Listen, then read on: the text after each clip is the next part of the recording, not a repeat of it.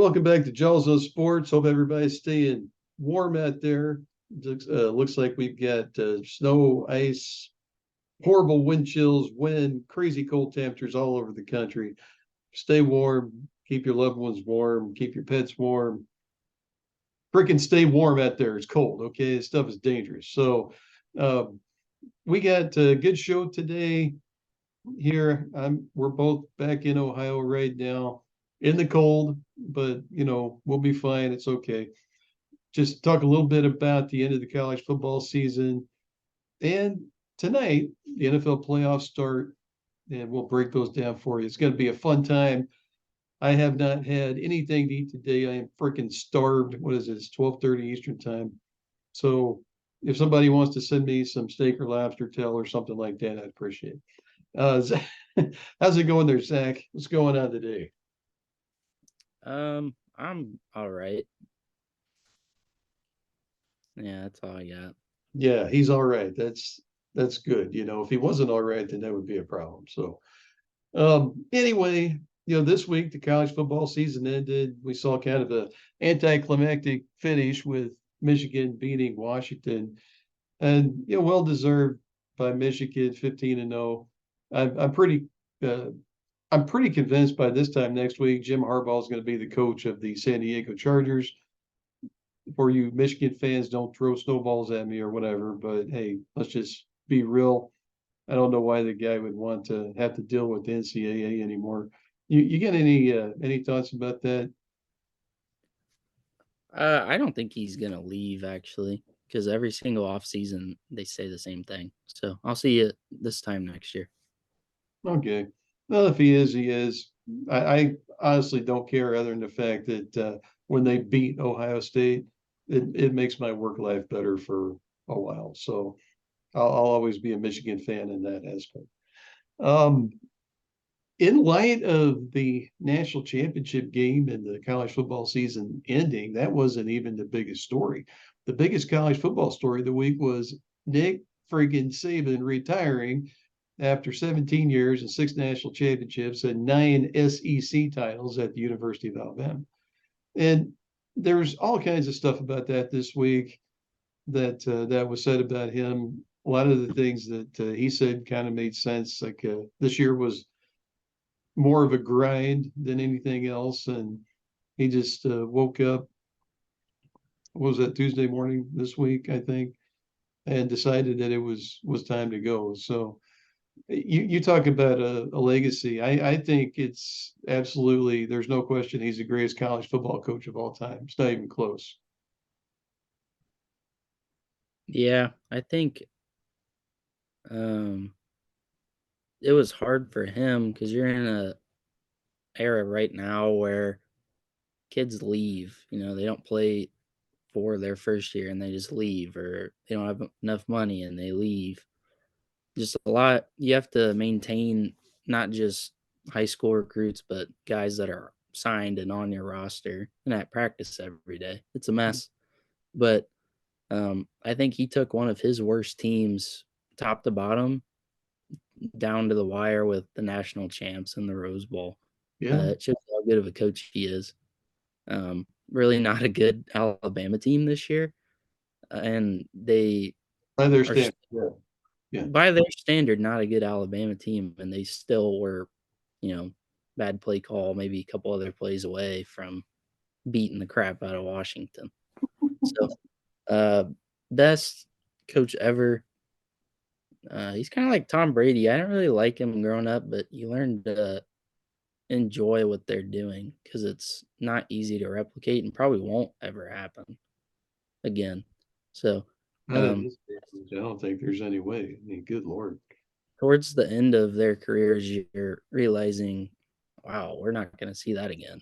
I'm glad I had tuned in on Saturday and Sunday to watch him. So, Yeah, um, stinks that he's gone for college football, but I don't think Bama will lose a step at all. I really don't. yeah, it's interesting you mentioned that. Like, there's a couple things I want to point out. He had an interview with, I think it's Chris Fowler, or was it Reese Davis on ESPN the other day? I'm not sure. One of those guys. And I was pretty convinced before I actually heard from Nick Saban that the transfer portal and the name, image, and likeness and all that, it just he was tired of dealing with it. And I thought that might have been his number one reason for calling it quits. And that's not what he said. Now, we will never know exactly what was the final straw for the guy. But he was saying that he never did treat these big changes in college football as and he didn't treat it as anything other than another challenge. Okay, that's where I was trying to go with that. So if we go back about 10 years, Alabama was a ground and pound, uh, crazy, incredible defense. I'm sorry. What was that? My computer's acting weird. Oh yeah, yeah. Lots of Oh, technical stuff today. But yeah. um, a decade ago, they were ground and pound, great defense, not flashy on offense, and that style of play, the other his opponents started to catch up to him, so they pivoted and they brought in guys like Jalen Hurts, they brought in Tua, Devontae Smith, all these guys who were just incredible out there on the field, speedsters, great receivers, great running backs, and they started scoring a lot of points when the transfer portal and name, image, and likeness became such a big thing. Yeah, he didn't say, "Oh man, this sucks. I don't want to deal with it."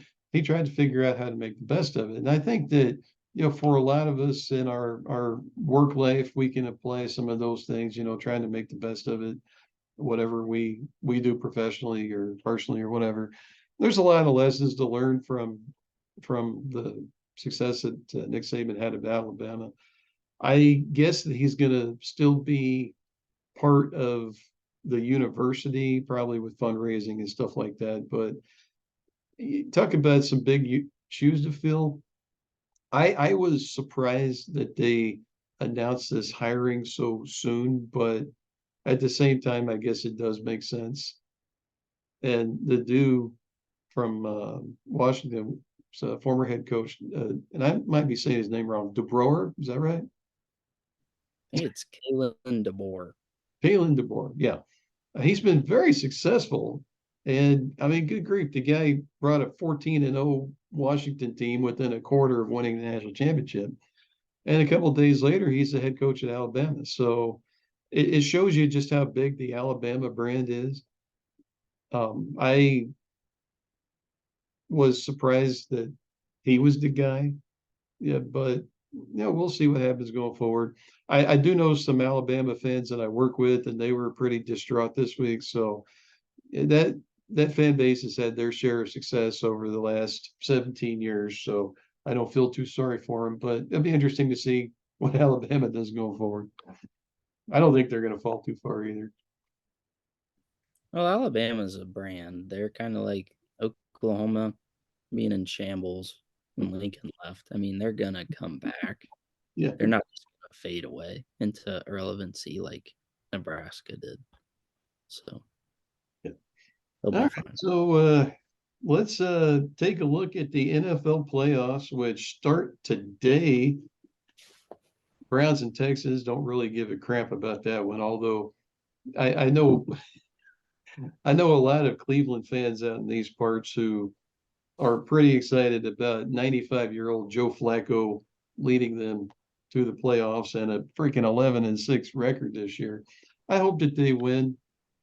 Houston Texans, up and comers, lots of rookies, young guys on the team. They're kind of playing with house money, and I don't think there's any doubt they were one of the worst, if not the worst, teams in the NFL this year.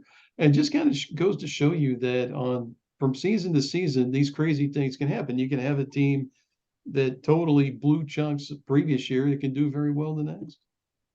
Yeah, I think this is a more interesting game than you just made it with your little promo there, pal. Um, these are two like very similar teams. They're they're like this. It's just a matter of who pushes more. I think you're undervaluing this one. They have a really, really good quarterback with CJ Stroud, who's young, but he's good. They have fun receivers that make plays. And the Browns have, Amari Cooper and Joku, um, and they have good defenses. They mirror each other. This is a very, I think this will be a fun game. Yeah, it think this, probably be fun. I It's think indoors, one of it's the, in the dome. well, yeah, so nothing's affecting it. So it's just Yeah. football.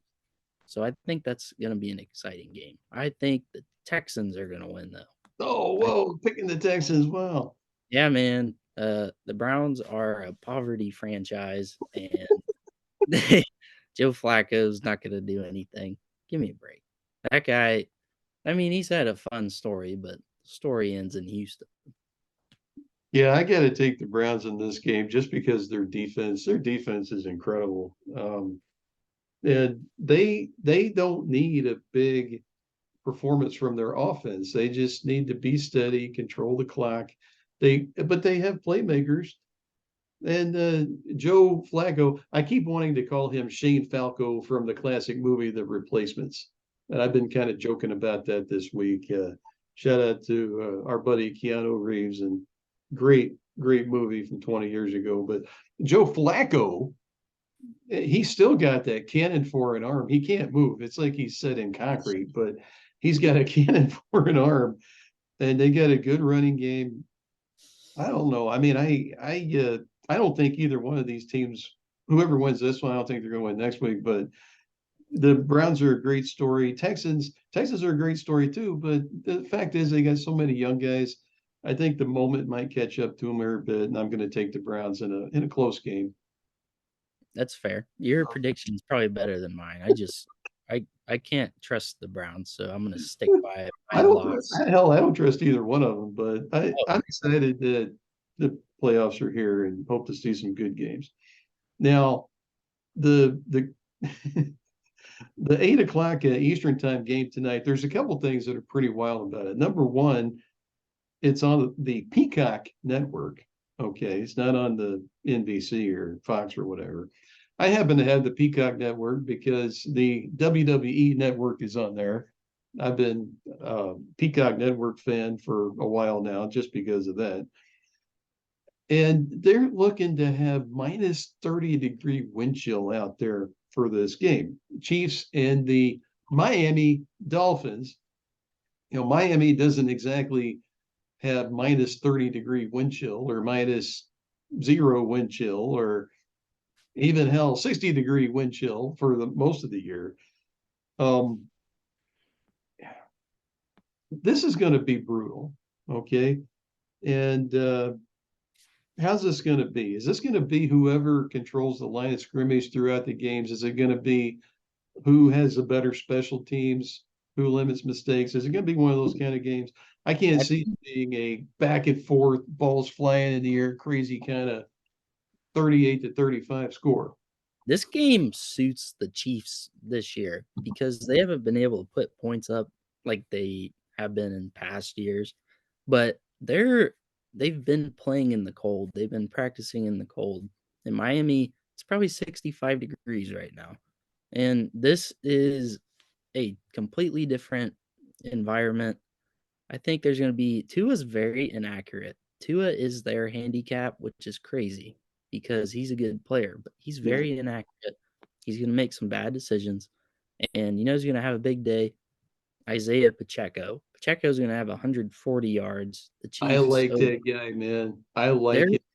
they're going to dominate the line. The Chiefs are. They just are, and they're at home in the cold. Dude, the cold is gonna. I think this game we might look back and this might ruin the Dolphins. They might have frostbite and Tua's arm will fall off and Tyreek's legs will snap into two.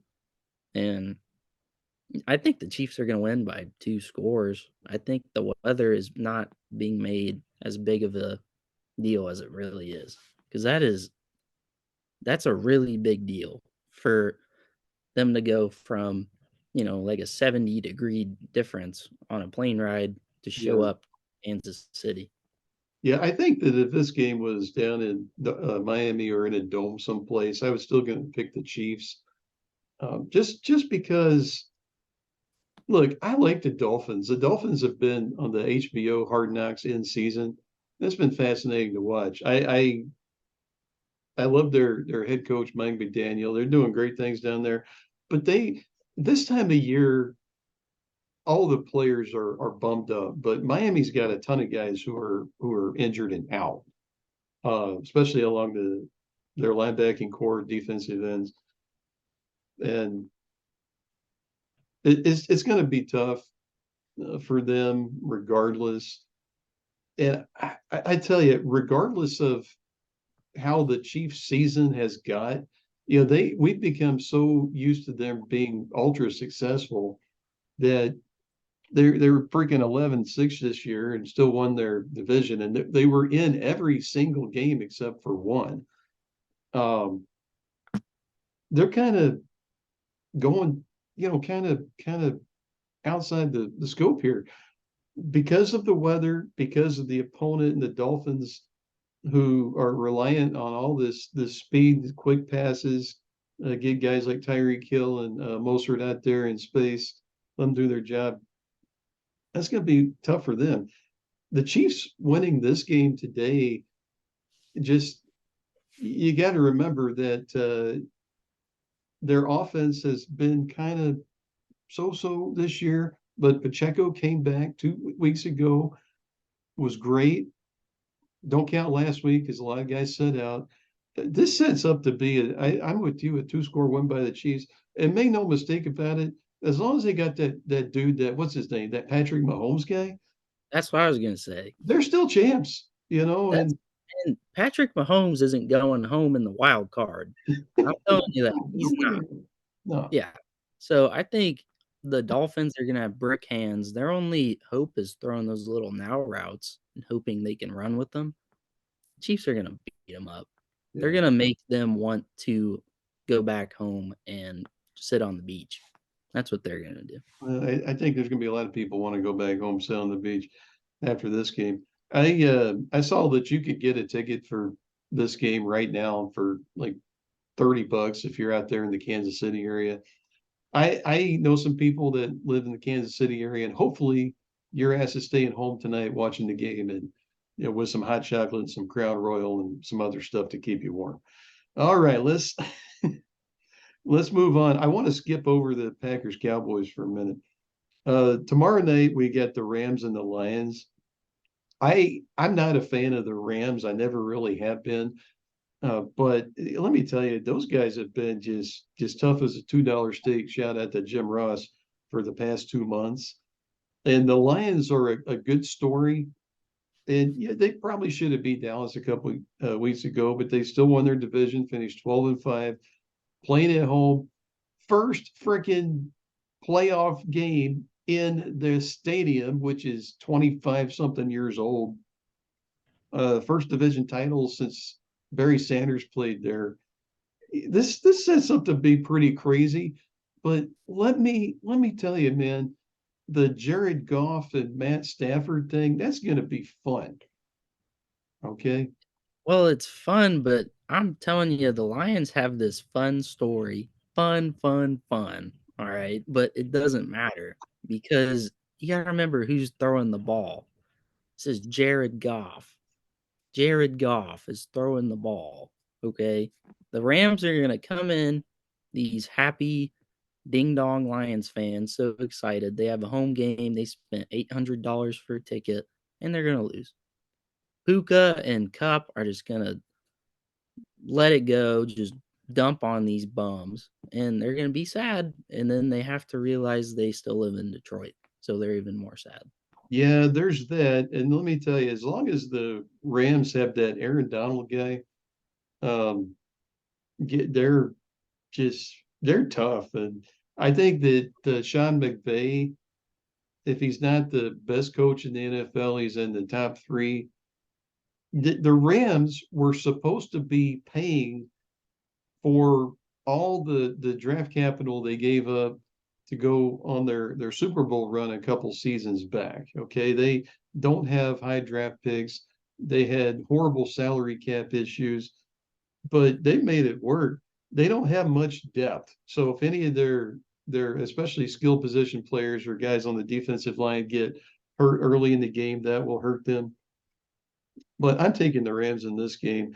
I do think there's going to be quite a few points scored because Jared Goff, who he's like Joe Flacco. His feet are in concrete. I think I move faster than Jared Goff does these days.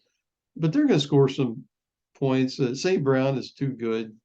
They got actually their tight end is out though. Their superstar, who's at Laporte, Yeah, he's out, Laporta. so that's a big deal. Yeah. I do think the Rams win. This is going to be like again inside in Detroit. I'm going to take them 28-20. I think that's a pretty good pick. Uh, I just don't trust the Lions.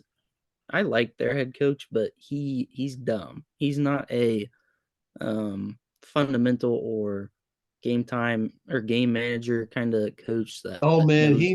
he is crazy aggressive out there.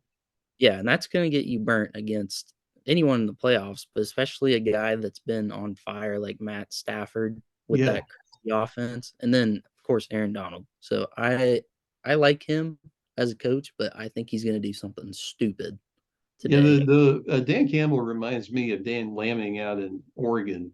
The way that they manage games, just Yeah. going fourth down and two from your own 25-yard line in the first quarter. And I mean, hey, as a fan, it's fun to watch. If I was a Detroit Lions fan, I think my heart rate would probably go way too high. But all right, so let's move on to the Monday games. And interestingly enough, the Steelers and Bills got moved from Sunday to Monday, 4:30 Eastern time.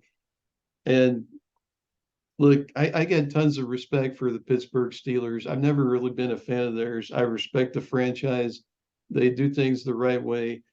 They don't get rid of coaches. They don't cycle things out. Mike Tomlin, uh, all this stuff about he when we going to be able to do it this year. They ended up 10-7. That said, the Bills are on a roll. This game's in Buffalo. This has 20-point Bills win written all over it. Well, you got to remember Mason Rudolph is the quarterback. Mason Uh, Rudolph, yeah. Steelers haven't shown much on offense, but they do have the ability to hit a long touchdown. They've been hitting those 60, 70-yard bombs, but that's it. And TJ Watt's out. They're not going to have a pass rush. I was just playing on Madden. Went 22 for 28, 430 yards, 8 touchdowns with Josh Allen. So Josh taking the freaking Allen, man. I Wow. think Stephon Diggs and James Cook are in for a good game. And the cold, the snow, the 2 feet that they'll get, whatever, it'll play into their advantage. So Bills are gonna win Yeah, easy. if you're in the Buffalo area, I know that the team put on all their social media that they're looking for people to come out and shovel the field. So um, lots of snow out there. I don't know if it's up to the crossbar on the goalpost like it was. I don't remember if that's last year or 2 years ago, but the weather was bad enough in Buffalo for them to reschedule the game to Monday. So I think that if Pittsburgh can get 5 turnovers from Josh Allen or whatever, they got a good shot. With a couple of those being pick sixes or maybe like a special teams touchdown or whatever. Yeah. But that's their one chance. But I don't think they've got any chance. Look for the Bills to win big.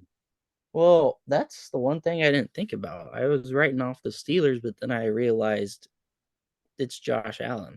Josh Allen loves to complete passes to the other team. He's really good at that. Yeah, So, Josh Allen, man. if I could see it being a blowout, but I could also see it being like a 17-16, no reason the Steelers are in the game Yeah. kind of finish. And But I mean, the thing is, I don't, they rescheduled this game to Monday late afternoon. I don't know what the weather's going to be there. We've seen some of these Buffalo crazy weather games just go nuts. I remember a few years back when they played New England on the Monday night game. And New England they didn't throw a pass the whole freaking game. They had like 45 minutes time of possession. I don't think the Steelers are capable of doing something like that, but weird stuff can happen in the weather. But this seems like a hero game for Josh Allen, and I really like the Bills to win. I gonna call it like 30. I'm gonna say 34 to 17, kind of a blowout. That's fair. Yeah. All right, we got two more. We got the Monday night game is the Eagles and the Buccaneers down in Tampa. I don't think they have to worry about the polar vortex in Tampa. Although for our Tampa fans out there listening, I think when it gets 60 degrees, they get out the parkas and the hoodies and everything else. Respect to the Buccaneers, and we're all happy that Baker Mayfield had a really good season. I think that um, any barring any kind of crazy injury or surgery he requires after the season, I think he'll probably get a nice contract extension out there. And they still got Mike Evans, but this game is bizarre because the Eagles have literally, due to injuries and who knows what's going on there in the locker room, have really fallen off the cliff since Thanksgiving. Yeah, I mean, AJ Brown's out. That's your best receiver. I like Devontae Smith, but AJ Brown's your guy. Um, the biggest problem is the locker room. I think the coach has kind of lost them. There's been turmoil on the sidelines. You know, it's happening at practice in the facilities. Jalen Hurts is a great leader. He's a really good player, which I wouldn't be surprised if he could rally them together. But you got to remember, this is the NFL. This isn't college anymore. These guys, they might have different incentives to be playing football rather than just winning. Yeah. Um, I mean, but yeah, top to bottom, the Eagles have a better roster. yeah, And they're a slight favorite in this game. I I don't know, man. I just the Eagles have been borderline poor recently, and I don't know if they're like a Brady Patriots team or even a Chiefs Mahomes Reed team where they can flip that switch right now because they got so much. You don't go 1-6 no, and I don't think they can. everything's okay. I don't think they can turn it on. I really don't. I Hurts is great what he does leading, but I don't think you can. Even though your starters were resting against the Giants, you can't lose to the Giants, man. I Yeah, mean, you these guys. can't. I mean, they started 10-1, finished 11-6, really bad, and I don't think they can turn it on. I don't. And the funny part is the Buccaneers can win this game like 9-6. Their defense is so good. Yeah. And Baker Mayfield, he has Mike Evans, who is one of the best receivers of all time, and you have Chris Godwin, and they've gotten 1,000 yards, both of them for 3 years in a row, I think. Mhm. Baker's due for a big game. He's had a couple weeks of just kind of So I think it's at home. Um, you have the locker room problems in Philly. I think this could be like a 13-11, some weird score win for the Buccaneers. Yeah, it wouldn't surprise me at all. I'm actually going to take the Buccaneers in this game, and it's going to be low scoring. I'm going to say 17-10. It could go either way. It could go on a turnover or something like that. But we got about 5 minutes left, and we got the Packers and the Cowboys at 4:30 Eastern time tomorrow. Dallas is a touchdown favorite in that game at home. Packers were, pretty good story the second half of the season. Jordan Love taking over for that crazy high expectation quarterback mantle at Green Bay from Aaron Rodgers, and he's been good. The ESPN guy's been saying for the second half of the season, Jordan Love's arguably been the best quarterback in the NFC outside of Dak Prescott. Um, I think all that's fine and dandy.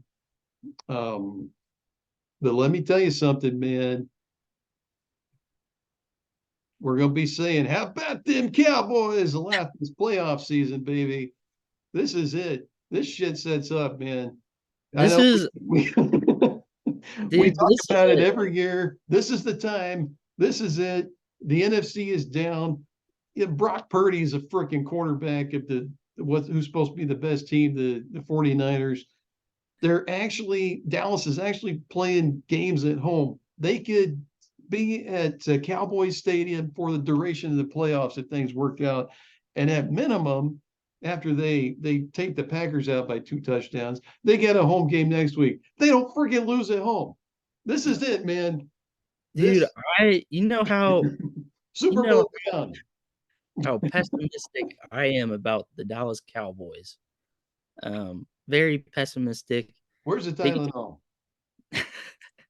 they could score a touchdown, and I'd say that wasn't good enough. They could win 20-0. I'd say it should have been 21. You should have hit the extra point. But this year, it really does set up for them. And the Packers are a solid team. Christian Watson, Romeo Dobbs, um, Aaron Jones, those kind of guys, really Yeah, good defense players. plays good. They have a good defense, but the youth movement is too big. They're the youngest team in the NFL. They're going into Dallas, which they've been nasty at home this year. Can't beat them at home. But I mean, Dak Prescott is playing MVP football, and CD Lamb has 1,700 yards. Jake Ferguson, tight ends, these role player guys. You think of the Chicago Bulls, you think of Rodman, uh, Mm, Steve Kerr. Dallas has that. They have guys like great Rico point. Dowdle, Jake Ferguson. And then defensively, pass rush has been better. The secondary has, found their footing once again. Um, I really like the Packers offense, what they do stretching the field, but I think the pass rush will be too much. They won't be able to dink and dunk. And Dallas, it really is their best chance because they can beat this Packers team. I think they will. I think it'll be closer than we think. Maybe like a, 36 to like 21 or something. But I think Dallas wins just this week. But with our predictions of the Buccaneers game, they would play the Buccaneers. You have the Buccaneers at home. I love Baker Mayfield, but at the end of the day, it's Baker Mayfield. Um, I will take Dak Prescott over him. We'll just have to see how the rest of the playoffs shake out. But Yeah, yeah. I am very pessimistic about the Cowboys, and I think, Everybody is, man. well, it's just because of what's happened for 30 years. But I think I don't know about Super Bowl, but definitely their best shot to go to the NFC Championship. Hey, look, I'm taking this thing one game at a time. And I mean, you got to take care of business tomorrow against the Packers. I think they will. I think CD Lamb's going to have another huge game. And something else to watch out for. I know that Tony Pollard's been getting he's been getting a lot of negative attention this year because he's not the game changer that he was before. But he's still getting, between him and Dowell out there, they're still getting 130 yards and a couple of touchdowns out of the running game. And they're going to give up some plays. Don't be surprised to see Christian Watson go 85 yards on a slant from Jordan Love. And Bland is, he goes for it, he doesn't get it. That will probably happen in this game, and I wouldn't be surprised if